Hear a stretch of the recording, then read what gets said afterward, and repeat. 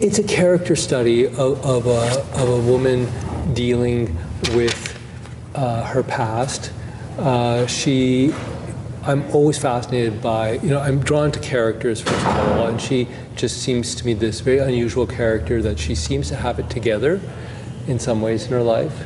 And then suddenly she's in the situation which is so unusual and calls up so many aspects of her suppressed sort of history, and is dealing with so many men in her life, right? Mm-hmm. She's dealing with, her present-day husband, she's dealing with a former lover, she's dealing with her father, she's dealing with a new lover, she's dealing with this singer who represents kind of this judgmental character. She's like, so like that idea of this woman who is dealing with all these different men who have different agendas, and her trying to navigate that.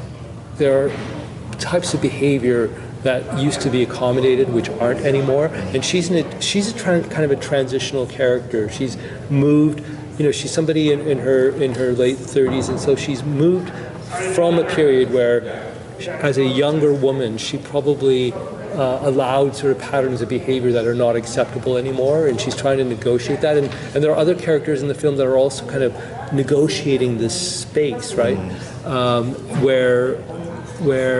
so I can't say the film is not, like, as much as it is a character study of her, but it's also a character study of these other people who are also trying to calibrate how far they can go in this new world we're living in, that we're all living in.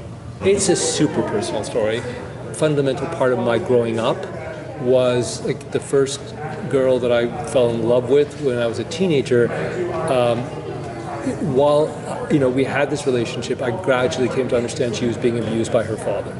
So this was a fundamental part of my education as an adolescent, was observing the dynamics of that, and also not really understanding it, because at the time no one talked about it.